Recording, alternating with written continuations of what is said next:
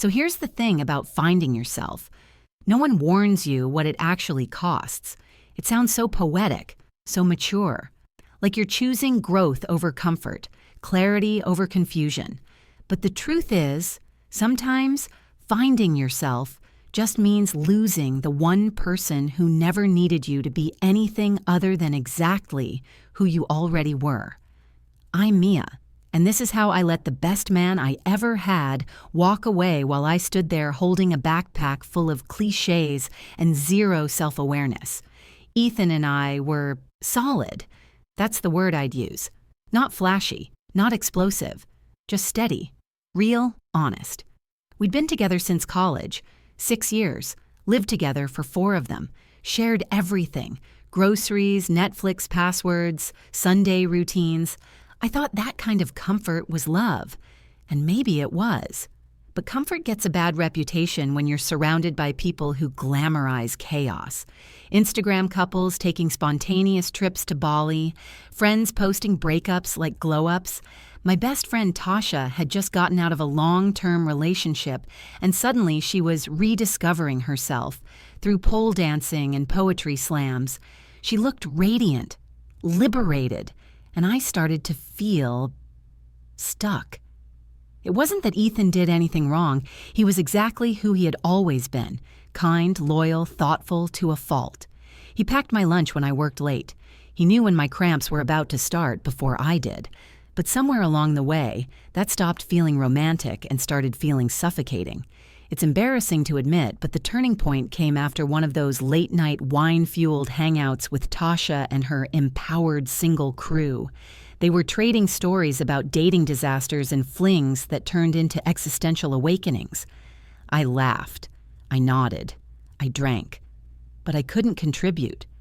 When they asked how long Ethan and I had been together, and I said 6 years, the room went quiet for a second. Then someone said, "Girl, how do you even know who you are if you've never been on your own?" I laughed, but it landed. I started spiraling after that, Googling solo trips, watching YouTube videos on living alone in your 20s, journaling like I was auditioning for a TED Talk. I told myself I needed space. Not because anything was wrong, but because maybe I'd never really been me, just the girlfriend, just Ethan's other half. So one night, I sat him down on our secondhand IKEA couch, the one we built together and fought about for hours, and I told him the dumbest thing I've ever said in my life.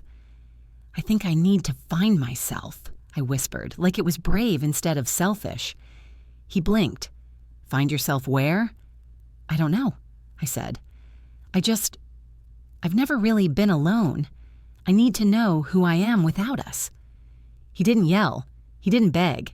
He just stared at me, like I'd suddenly become a stranger. And I hated that. I hated how calm he was, how resigned. He asked if there was someone else. There wasn't. Not physically, anyway. Just a version of me I hadn't met yet. The one I thought I needed to chase. We talked for hours. Or maybe we argued. I honestly don't remember most of it. I remember crying. I remember him saying, "I love you, but I won't compete with a fantasy." And I remember walking out with a suitcase and some dumb idea that I'd be back once I'd figured everything out. But Ethan didn't wait around. I stayed with Tasha the first few nights, drunk on this newfound sense of freedom. I posted stupid quotes on my story like, "Sometimes you have to let go of the good to find the great." I was so sure I was doing something powerful, transformational. By day 3, reality started hitting. Tasha's apartment was tiny. Her empowerment didn't involve doing dishes or respecting sleep schedules. I missed the quiet. I missed the smell of Ethan's cologne. I missed someone asking how my day was and actually listening. By day 5, I told her I'd go grab a few things from the apartment. I hadn't heard from Ethan, but I figured he was giving me space. I still had my key, except the key didn't work. I stood there on the stoop in broad daylight, jiggling the lock like an idiot, trying to convince myself it was jammed. Then Mrs. Alvarez, our neighbor, leaned over the balcony and said, "Oh, honey, the locksmith came yesterday. He said he was making some changes." The blood drained from my face. I texted him. No response. called, voicemail. Finally, he replied, "You can come get your things Saturday between 3 and 5. I'll be out." That's it. No, "How are you?" No, "Let's talk." Just a 2-hour window to collect the remnants of my old life.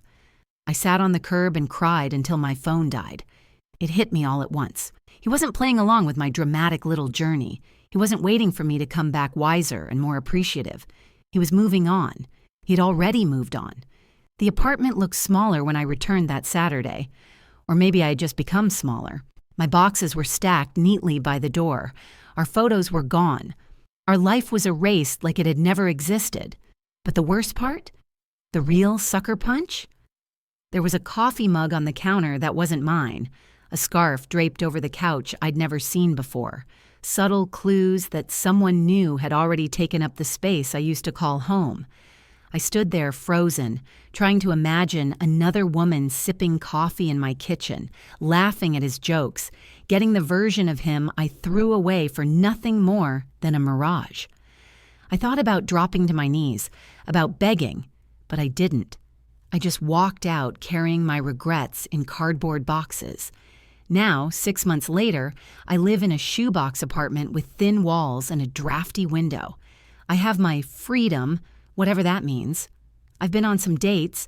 I've posted thirst traps. I've done all the things you're supposed to do when you're finding yourself. But most nights, I sit alone with a glass of wine, scrolling through Ethan's engagement photos. Yeah, he's getting married. Not to me. To someone who didn't need to lose him in order to appreciate him. And me? I found myself. Turns out she was just a girl who made a terrible decision because she mistook comfort for confinement. She thought self-discovery required destruction. She was wrong.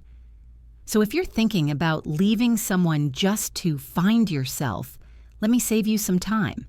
If the person you're with makes you feel safe, seen, and loved, you're not lost. You're home. Don't burn it down chasing a version of you that only exists in breakup songs and TikToks. Because when they change the locks, it's not just the door that closes. It's the chapter, the whole story. And sometimes there's no getting it back.